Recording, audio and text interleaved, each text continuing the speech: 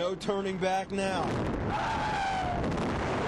Tiger Woods is about to break his silence. One of the most famous golfers and adulterers in the world announced today that he will speak to the press on Friday.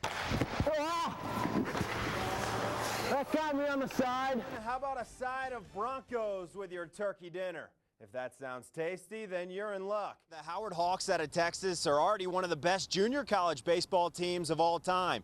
Earlier this season, they won a collegiate baseball record 57 straight games.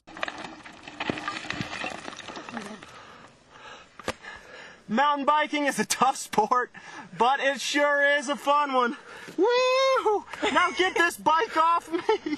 The Mavs are like George and Wheezy Jefferson. They're moving on up, but not to the east side. They've moved up this week from number 5 to number 4 in the national baseball rankings.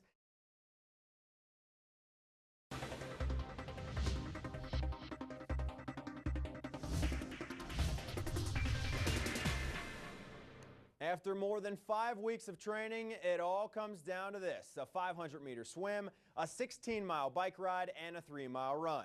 As you can see, I survived my first sprint triathlon, but it was not easy. So it's way too early in the morning for the Highline Hustle. It's like 6:30. Might as well check in. 91, Wild Bill. I feel like I'm competing in an Ironman triathlon, not the Highline Hustle. Cover up the camera lens, cameraman. Cover up the camera.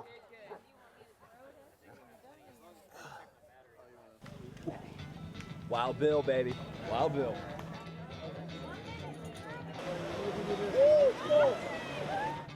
While everyone else was going for the gold, I was going for the gold lifeboat.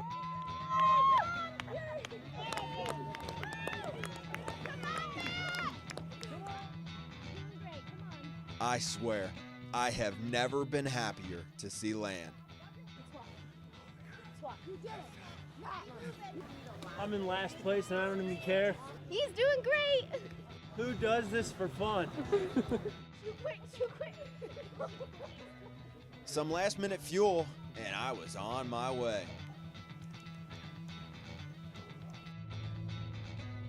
This is so much easier than the swim, but there's hills, and I hate hills. As people passed me by, I learned never bring a mountain bike to a road race. Wild Bill, baby, never gives up.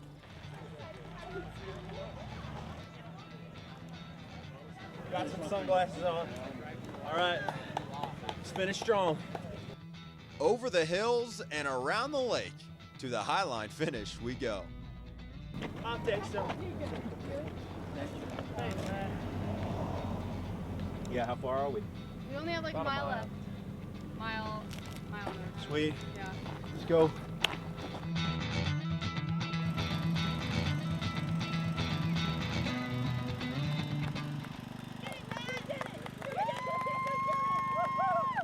This is not easy. I'm glad I'm finished.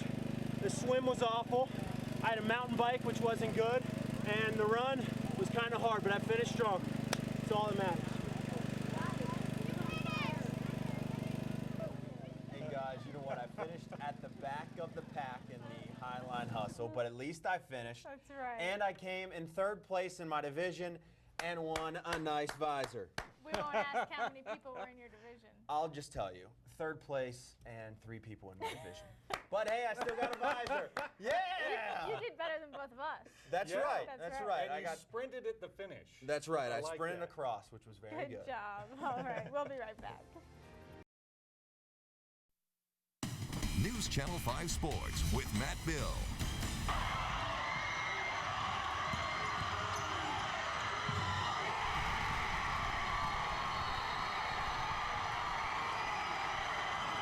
Good evening, everyone. That was last night at Fruita Monument High School. Steve Goff connected with 2 seconds left on the clock to give the Wildcats their first Southwestern League title since 2001. But would there be a hangover tonight against the Montrose Indians? Indians come out early. Nathan Haley hits the turnaround J, 2 of his 15 points.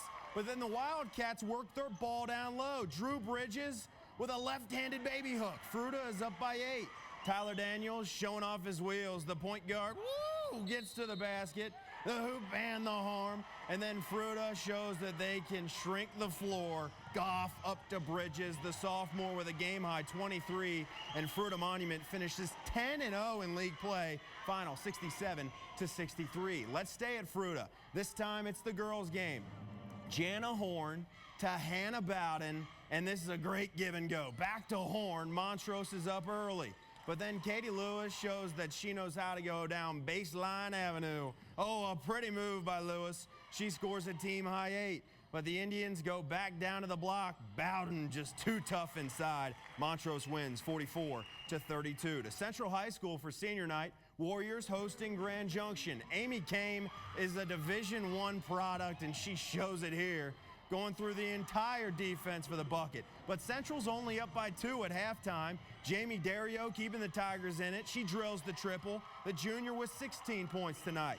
Then back to Kame, and she's just tough. She scores a game-high 25. Central finishes 10-0 in conference, 54-40. Now to the boys' game. Junction trying to bounce back after last night's tough loss. Pick it up in the fourth.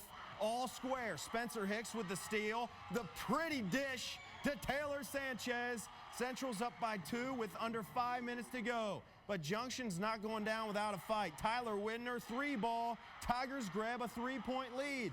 And it might have been senior night, but look at this sophomore. Taylor Sanchez scores 10 of his 21 in the fourth. And then Sanchez shows the wealth, feeding Josh Wells the bucket. Central pulls off the huge upset, and the fans come onto the floor. Final score, 50-47. Mesa State's men's basketball team has been cruising all year long. They're 20-2 and ranked 15th in the country. But the Mavs hit a bump in the road in their last contest, suffering their first loss in more than a month. And tonight, they hit another bump. This time, it's a giant pothole. Mesa State loses to the worst team in the conference, Adams State, 87-84. Mike Dominguez scores a game-high 37 in the losing effort. And the Mesa State women also lost tonight, final 60-51. Nuggets visiting the Wizards tonight. Chauncey Billups and Kenyon Martin showing the love. But Carmelo Anthony has all the goods early on. He hits the turnaround. He scored 40 last night. Tonight, he has not as good of a night, but check out this play. Oh, muscles his way in. The bucket and the foul. He scored 23 tonight, and the Nuggets are looking in great shape. Chauncey Billups from the elbow, Mr. Big Shot for 3. He scores a team-high 28, and Denver is up a dozen. But it is now a 2-point Washington lead. Al Thornton, hoop and the harm. He scores 21 tonight, and Washington comes back to pull off the upset. Final score, 107-97. Mother Nature is causing some major headaches in Mesa State's athletic department. This weekend's 3-team softball tournament at Bergman Field has been canceled due to poor field conditions and weather. So the Lady Mavs' first game of the year will now come next Sunday at home against Fort Lewis. And baseball's home opener has been canceled due to weather, wiping out a 4-game set with Colorado School of Mines. The Mavs, who are 2-4 this season, will open up their home schedule next Friday night at 3 o'clock against Metro State.